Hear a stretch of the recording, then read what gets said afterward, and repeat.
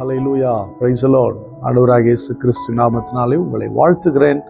கர்த்தர் உங்களை ஆசீர்வதிப்பாராக. இன்றைய நாள் மெய்ப்பனின் சத்தம், சங்கீதத்தின் புஸ்தகம் 31ஆம் அதிகாரம் 1ஆம் வசனத்தை நான் வாசிக்கிறேன். கர்த்தாவே, உம்மை நம்பி இருக்கிறேன், நான் ஒரு காலம் வெட்கமடையாதபடி செய்யும். உமது நீதி நிமித்தம் என்னை விடுவியும். தாவீது எழுதின இந்த சங்கீதத்தில் அவர் சொல்றாரு, கர்த்தாவே, உம்மை நம்பி இருக்கிறேன். என் அன்பு தேவனுடைய பிள்ளைகள், நம்பிக்கையை யார் மேல வைக்கிறோம்? யாரை நம்பி இருக்கிறோம்? யாரை சார்ந்து இருக்கிறோம்? இது ரொம்ப முக்கியமானது. அரசியல் கட்சிகள், அதில் இருக்கிற தொண்டர்கள் எல்லாம் தலைவரை சார்ந்திருப்பார்கள். ஒரு நிர்வாகம் அதனுடைய எஜமானை சார்ந்திருப்பார்கள். நாம் தேவனுடைய பிள்ளைகள், அவருடைய வார்த்தையினாலே ஜனிப்பிக்கப்பட்டவர்கள். நாம யாரை நம்பி இருக்கோம்? யாரை நம்பி இருக்கணும்? நாம் எல்லாரும் தேவனையே நம்பி இருக்க வேண்டும். நம் நம்பிக்கைக்குரியவர் அவர் மாத்திரமே. தாவீது அதுதான் சொல்றாரு, கர்த்தாவே, உம்மை நம்பி இருக்கிறேன், உம்மையை நம்பி இருக்கிறேன், நான் ஒரு காலம் வெட்கமடையாதபடி செய்யும். மனிதர்கள் கொடுக்கிற வாக்குகள் எல்லாம் பொய்த்து போகலாம், ஆனால் தேவன் எழுதி கொடுத்த வாக்கு தத்தங்கள் ஒருபோதும் பொய்த்து போகாது. நம்முடைய சூழ்நிலைகள் எதுவானாலும் சரி, எப்பேற்பட்ட சூழ்நிலையானாலும் சரி, நாம் வெட்கப்பட்டு விடுவோம் என்கிற ஒரு நிலை இருந்தாலும் சரி, நம்பிக்கையை அவர் மீது வைப்போம் என்று சொன்னால் நிச்சயமாகவே நாம் ஜெயித்திடுவோம். நிச்சயமாக நாம் வெற்றி பெறுவோம். அதில் ஒரு காலம் தோல்வி வராது. அதுதான் தாவீதுடைய ஸ்டேட்மெண்ட், நான் வெட்கப்படாதபடி செய்யும். உமது நீதி நிமித்தம் என்னை விடுவியும். என் நீதி அல்ல, உம்முடைய நீதி நிமித்தம் என்னை விடுவியும்.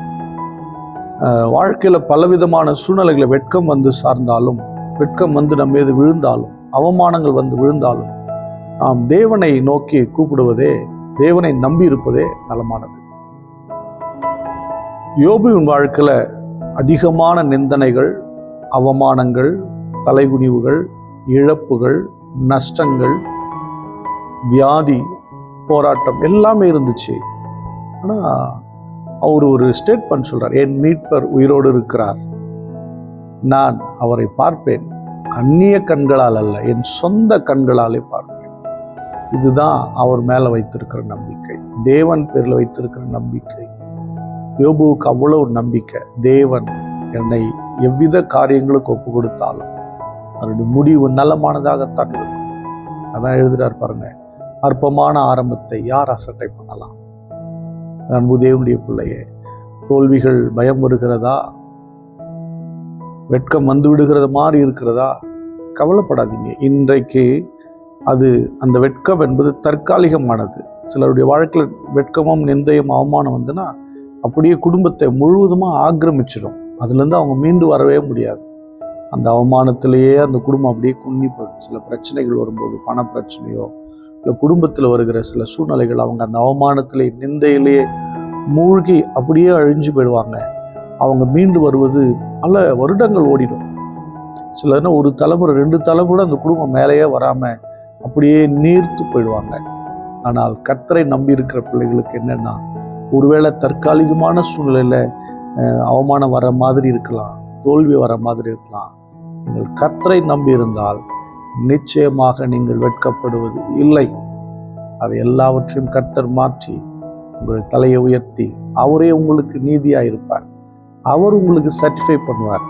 அவர் உங்களுக்கு முன்பதாய் நிற்பார். அவர் உங்களுக்காக வழக்காடுவார்.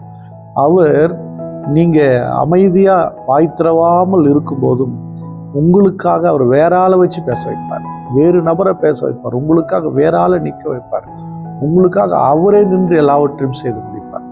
ஆகவே உங்கள் நம்பிக்கை அவர் மீது இருக்கட்டும். உங்களுக்காக அவர் கிரியை செய்கிற தேவனாக இருக்கிறார். ஸ்தோத்திரம் பண்ணுவோமா? ஸ்தோத்திரம் ஆண்டவரே, ஸ்தோத்திரம். எங்கள் நம்பிக்கை நீர்தானே. நம்பிக்கையெல்லாம் உங்க மேல வைக்கிறோம். நீங்க எங்களை கைவிடாத தேவன் அல்லவா? நாங்கள் உண்மை விட்டு எங்கே போவோம் ஆண்டவரே? நீங்க எங்களை நடத்துங்கப்பா. ஸ்தோத்திரம், ஸ்தோத்திரம். பரிசுத்த பிதாவே, ஸ்தோத்திரம். எங்கள் நம்பிக்கை நீரப்பா. நாங்கள் வெட்கப்பட்டு போகாதபடிக்கு ஆண்டவரே எங்களை கரம் பிடித்து நடத்துங்க. உடைய வலது கரம் எங்களை தேற்றுவதாக. ஆண்டவரே ஸ்தோத்திரப்பா. ஆண்டவரை பார்க்கிற ஒவ்வொரு குடும்பங்களை ஆசீர்வதிங்க. வெட்கம் வருகிற மாதிரி சூழ்நிலை, அவமானம் வருகிற மாதிரி சூழ்நிலை உடைய பிள்ளைகள் வாழ்க்கையில வருகிறதோ, இயேசுவின் நாமத்தினால் அவைகள் நிர்மூலமாக்கப்பட்டு போவதாக, அவைகள் ஒன்றுமில்லாமல் போகட்டும். இயேசு கிறிஸ்துவின் நாமத்தினால் ஜெபிக்கிறேன். ஜீவனுள்ள நல்ல பிதாவே. ஆமென். God bless you. Bye bye.